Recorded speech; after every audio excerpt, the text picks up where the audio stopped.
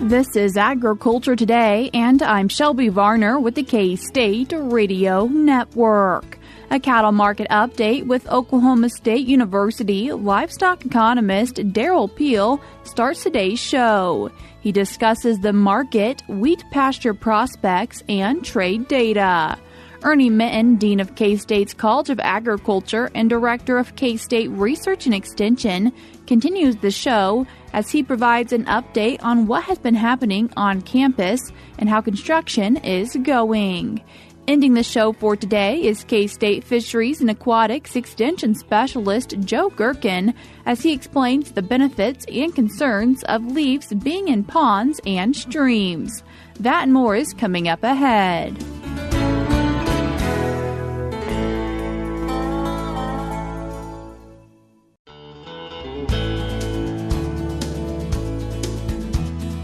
You're tuned in to Agriculture Today, and we start our Monday show with a cattle market update from Oklahoma State University livestock economist Derrell Peel. Derrell, thanks for joining us today. You bet. It's great to be here. Derrell, what are we seeing for the cash cattle market? Cash cattle generally kind of showing some strength this fall, both fed and feeders. But, if we talk about feeder cattle first, we've, at least in Oklahoma, we've seen sort of counter-seasonally higher calf prices this fall. And that was a bit surprising given that we were in a drought until very recently. And we'll talk about the way that's changed.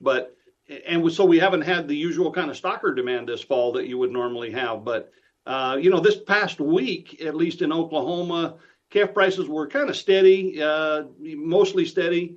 Runs were light, but this market generally seems to be building some ground on the feeder cattle side. And when we think about feeder cattle, how has auction data volume looked for this past year? This fall has been interesting because of the drought that was so severe for about almost 90 days in the summertime. We had an early, bigger than usual fall run. So in Oklahoma, just relative numbers here. At the end of August, we were down year to date about 100,000 head compared to last year. By the end of October, we were down only about 50,000 head. So that means in October, we actually moved 50,000 head more than a year ago. And so that was bigger than usual. And, there's only so many cattle out there. So if they come early, they're not going to come later. I'm expecting to see these auction runs tighten up quite a bit here in the last, month or so of the year. What are we seeing for futures? The futures market, of course, is always a bit of an unknown, but it's generally been building some strength as well. Late last week, it took a little bit of a hit, but that's kind of day trading kinds of things. There's a lot of positioning going on, I think, where, with the election behind us now, there's a lot of money trying to figure out where it wants to be now going forward. So we're going to see some spillover effects from broader equity markets and so on that affects agriculture. It's probably going to take a little bit of time. But having said that, it generally looks pretty good. And mentioning of things taking a hit, box beef cutout took a bit of a hit this week. Yeah, late last week, we saw a sharp drop in box beef prices. That it probably was just kind of a day thing. We'll have to wait and see going forward. Everybody didn't call all on the same day, and so no orders, box beef prices. But I really think, again, that market has actually been stronger. It built back up from an earlier low to recently. And then, kind of stabilized, pulled back just a little bit. So, moving into the fall of the year, we expect to see some seasonal demand, particularly for some of the middle meats. Obviously, as we think about Christmas and New Year's, prime rib kinds of markets, there's a lot of popularity there. But the wholesale market for that will take place in November. Typically, those are already, and I think we're already seeing that. The ribeye prices have generally strengthened here over the last few weeks. So, so we're sort of seeing that holiday demand build in there. Supplies of beef are adequate at this point in terms of fed beef, but they may get a little bit tighter here towards the end of the year. So, Derrell, when we compare this year to previous years, pretty normal and common for what we're usually seeing?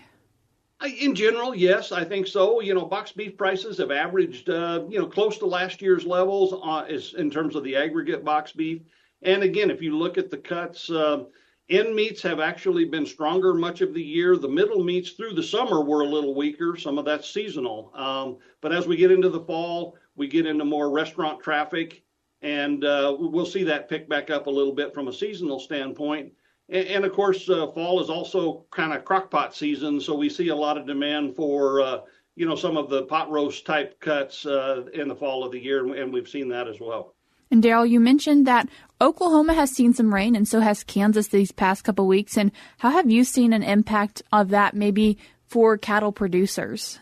Yeah, the biggest impact this time of the year, of course, we're trying to grow some wheat for winter grazing. It's an important part of the Southern Plains. And we didn't have that. It was so dry. Wheat was late being planted. If it did get planted, it either sat there in dry dirt and hadn't germinated, or if it did germinate, it came up, but just sort of sat there and didn't grow. And so within the last week, much of Oklahoma has had anywhere from 4 to 10 inches of rain. So we've seen, tremendous rains, even enough rain to actually run some water and refill some ponds. So that's also good news for other cattle producers. But from a wheat pasture standpoint, producers, it's going to be late. We're not going to have, in most cases, wheat pasture that's grazable much before the end of the year. But we will get some, going into the new year. That'll help out some folks. It allows them to make some plans, at least, to get through the rest of the winter. So, all in all, a good thing. And I suspect that'll translate into a little bit of stocker cattle demand in the next few weeks. Like I said, we didn't see too much this last week because things were so wet. There just wasn't a lot of movement of cattle.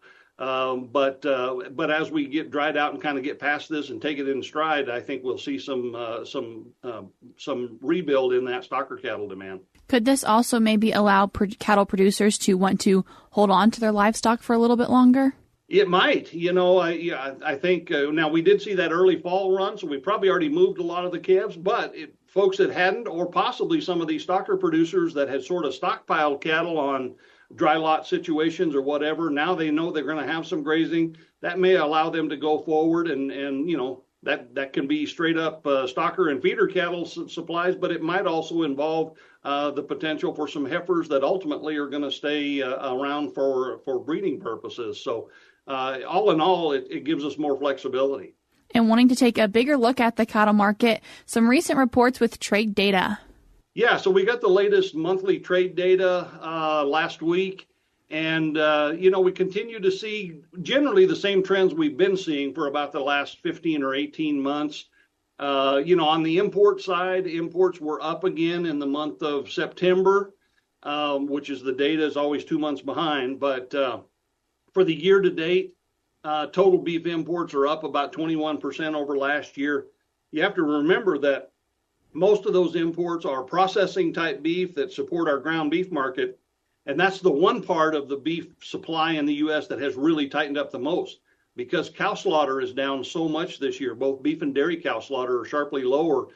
So those processing beef supplies, lean beef supplies, if you will, have really tightened up. And that's driving that demand for imported product as we expected, basically. And so that continues on the export side.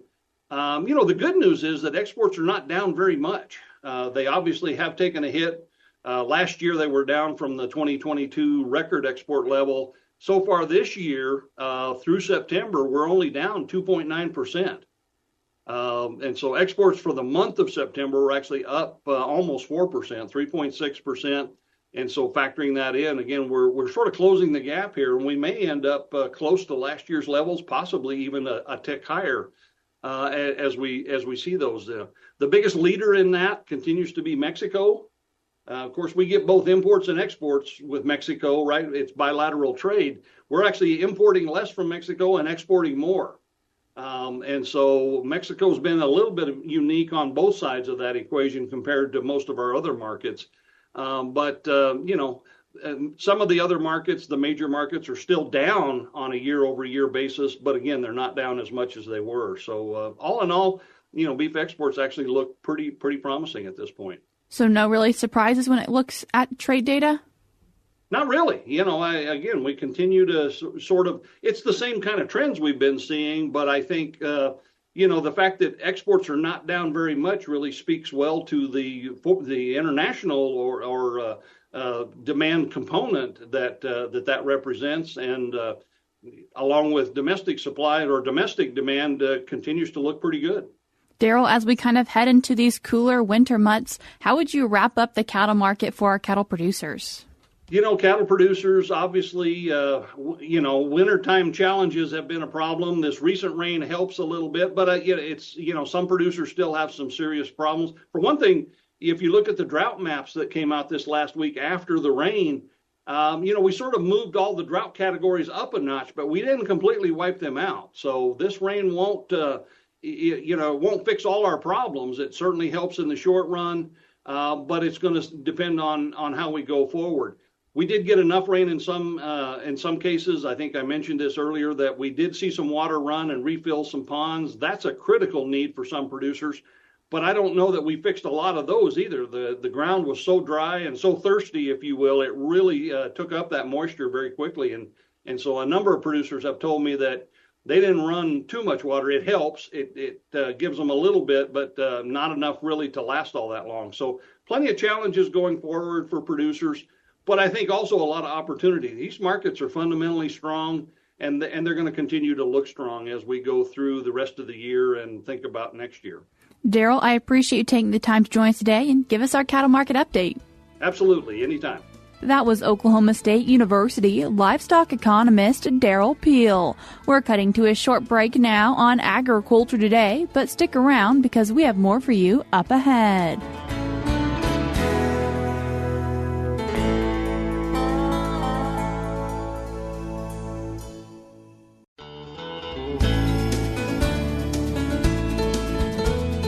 You're tuned in to Agriculture Today, and we continue our show with an update on the university and things that have been happening with Dean of K-State's College of Agriculture and Director of K-State Research and Extension, Ernie Minton. Ernie, thanks for joining us today. Shelby, it's great to be here. Really enjoy visiting with you. Ernie, recapping a few things that have happened in the month of October, and the first one being the Gardner Lecture Series. Yeah, this was they've all been great, really thought-provoking events. This one was special, though, because it was the 10th year, and so as a result of that, a little more was planned. And so we had in the afternoon before the lecture, Henry C. Gardner Food Systems Conference, which featured a couple of speakers, and those are highlighted in the piece in Statewide. The link in Statewide. And then in the evening, of course, we had the lecture with the peer editor, and that was really quite good, quite thought-provoking. And really, I think, all in all, a lot of good emphasis on the importance of the meat industry in human diets and its place in the food system. And great conversation we had with Per here on Ag Today as well. And something else that's happened at K-State, the launching of a digital literacy program. Yeah, so this is another example of K-State Extension at its best, really trying to improve the effectiveness of digital tools, particularly for folks in rural communities. And this program, again, really kind of informing extension personnel so that they're better equipped to go out and help patrons, help stakeholders with things like telehealth, telemedicine, with online banking, and other kinds of things which are tools that kind of are part of our modern day way of doing business, but there may be some reluctance for those who are unfamiliar with those things. So this is a really good program, and again, it's what Extension does. Is this going out and teaching the Extension agents places to then be able to go out and teach? Yeah, that's the idea, so that they're comfortable navigating the software and doing those kinds of things. And an important part of Extension, 4-H, and the Kansas 4-H Volunteers of the Year have been announced. Yeah, so for anyone who has been involved with 4-H, they are aware that 4-H really operates on the shoulders of volunteerism. And so I think it's notable that Kansas 4-H really makes an effort to try to recognize folks. And there's a piece about that, too, linked in the statewide. There's one for the 4-H Volunteer of the Year. That's Kate Longworthy. And then the Outstanding Lifetime Volunteer Award to Lisa Golubski. I think I have that pronounced correctly. But at any rate, again, there are lots of volunteers that could be recognized, but we really appreciate those volunteers that are highlighted in that statewide story. Last month, Ernie, we also had the opportunity for a lot of Extension professionals to get together at annual conference. That's true. Extension annual conference is an important event annually, obviously. I happened to be away from campus that week, and so Greg Hadley and crew, and actually Dr. Jane Shue pinch hit it for me in one session. But again, getting Extension professionals together, sharing best practices, catching up with programmatic kinds of areas, and really celebrating Extension. Now, this year, we really tried to do things a little bit differently in that we're trying to elevate Extension to the university level, to blend it with the university's greater mission to become an engaged university. We expanded the invitation to all of the university academic deans. And so, that's going to be something we'll continue to do going forward. And things happening with the College of Agriculture Innovation Initiative. Where are things at with buildings and things happening in and around campus? Yeah, the Agriculture Innovation Initiative is well underway. All of the new construction pieces that include the Global Center for Grain and Food Innovation that's located between Call and Weber Hall. That one is quite a ways along. The Bilbrey Family Event Center is coming up out of the ground. It was really quite visible from Kimball Avenue. And then less visible from Kimball, maybe a little bit visible from College Avenue, is the new Agronomy Research and Innovation Center.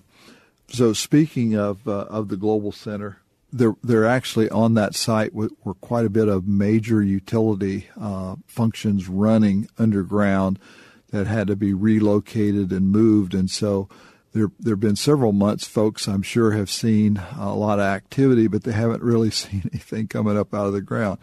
But they will be soon, because we've celebrated actually it was on Halloween Day, what is called the bottoming out. And that in construction terms is when the groundwork and basement foundation work has been done, and now things are going to start coming up out of the ground. So we're really very excited about that milestone. Then finally, up at the Bilbrey Center, coming up on the 20th, we're having November 20th a beam signing, which again is something that's quite common, and just as another timeline mark that progress is being made, and just to celebrate these milestones in this construction journey. As construction is going up and people see it while they're on campus, what is the feel for campus right now, Ernie? Well, when we're approaching the Thanksgiving holiday, and certainly between Thanksgiving and Christmas break, things just seem to move like things seem to tumble like one right after the other. So the conclusion of the semester, final exams, and then students, of course, will be looking forward to that break between semesters. So, yeah, it's that time of year, transition from fall to winter, and those kinds of things. It's part of the cycle of university life, and it's what drew many of us into this profession. Ernie, I appreciate you taking the time to join us today. Yeah, I enjoyed being here. Thank you. That was Dean of Kansas State University's College of Agriculture and Director of K-State Research and Extension, Ernie Minton. If you'd like to check out this recent statewide e-newsletter, I will link it in today's show notes on agtoday.net. Also, in today's show notes, there will be a link if you'd like to sign up to receive these monthly statewide e-newsletters. I would also like to remind you that, as always, you can see what's happening in the College of Agriculture at K K-State by going to ag.ksu.edu. Before we cut to a break, we're now going to be joined by USDA's Rod Bain and Tom Vilsack, Agriculture Secretary, that he notes farms and forests will continue to be climate solutions and remain a point of emphasis in the upcoming United Nations Climate Change Conference.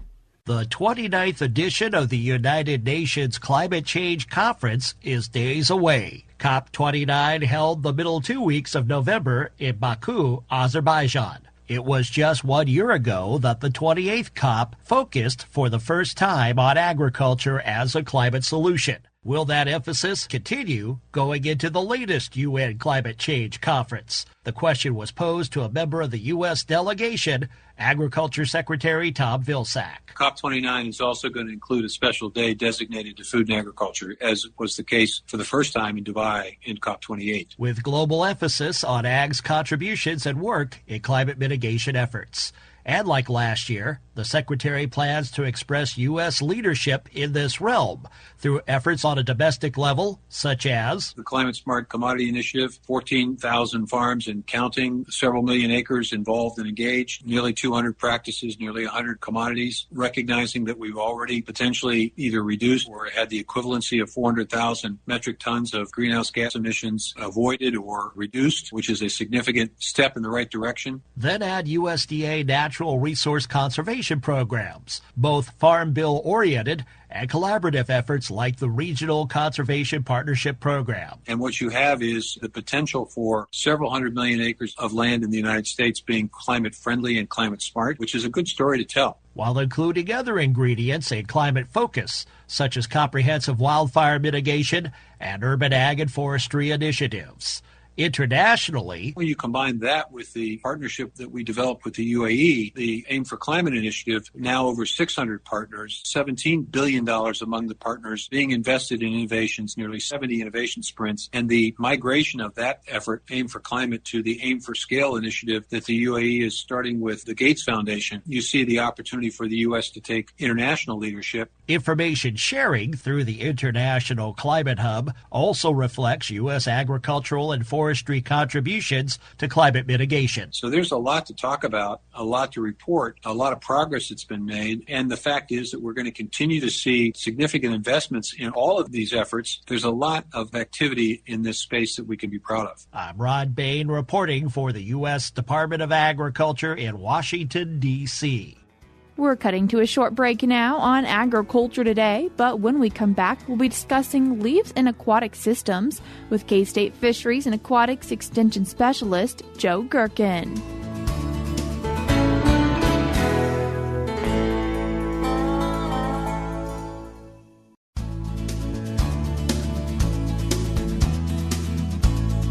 You're tuned in to Agriculture Today, and we conclude our Monday show discussing seasons in aquatic systems with K-State Fisheries and Aquatics Extension Specialist Joe Gerken. Joe, thanks for joining us today. Thanks for having me.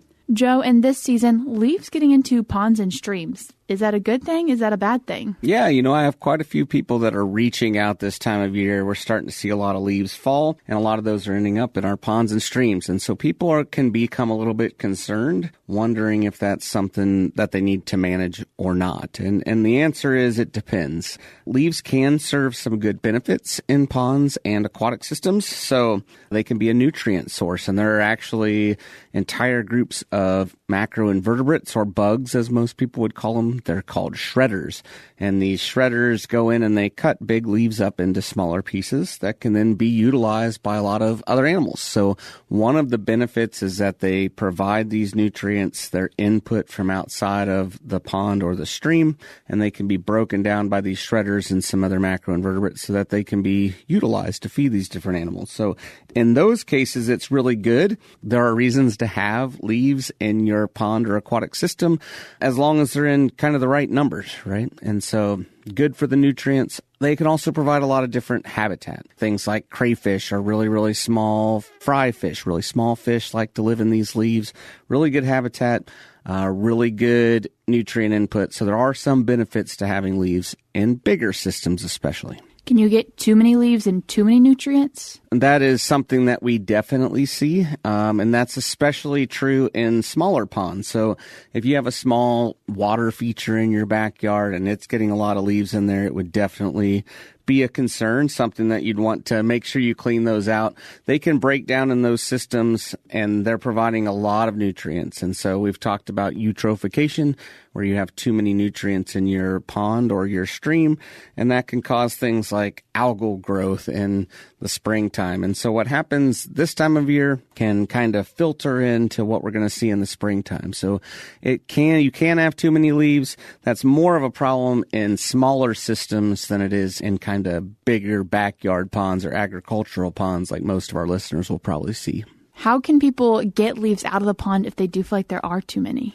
Yeah, and one of the funny things that I get asked a lot is, should I rake the leaves out of my pond? And the answer there is no, you don't need to worry about it that much, but there are a couple things you can do. So if you're seeing leaves pile up in one area where you have a really high concentration, then getting a rake out and pulling those leaves out of that area and out of the watershed could be really beneficial. I wouldn't go crazy and try to make sure you get every leaf out. It's just if you have certain areas where big piles are piling in, or if you have a stream in your pasture or something like that is getting clogged up by leaves, you might spend a little attention on that. For the most part, leaves tend to break down on their own and provide some of those benefits that we talked about. For people who are having to move leaves around, just go put them in the middle of a pasture, or how should that be taken care of? Big thing is we want to take them out of that watershed. So we don't want them to break down and be able to wash back into the pond itself. So moving them on the backside of a dam of a pond or far enough away into a pasture where they can break down. Once those leaves break down, they provide a lot of nutrients to the soil, a lot of benefits to the soil in the area where they're stored. They can form really good compost. And so adding them to a pasture in certain areas, great idea. Now, one of the things that you want to avoid is just if you do have a roadway or something like that, you don't want to push them all into the roadway. A lot of times people think they go in the sewer and disappear, and that's not really what happens. They go into the sewer, they wash down to a stream and cause a lot of these problems we've talked about elsewhere. So put them somewhere where they can break down and those nutrients can be utilized in a way that we want them to. And Joe, kind of looking at the fall season right now for aquatics, but a quick preview into maybe some things people should think about when we get to even cooler winter weather. Ponds freezing over and ice forming is right around the corner. And so livestock require a lot of water in the winter. It takes a lot of energy for them to stay warm. And so making sure that we have a plan for our ice management, keeping the water warm and keeping it in a liquid form that's accessible is really important. And this is a good time of year before we hit those really cold temperatures to be making a plan to make sure our livestock are happy and healthy. That was K-State Fisheries and Aquatics Extension Specialist Joe Gerken. That's all we have for you today on Agriculture Today, but we'll be back with more for you tomorrow.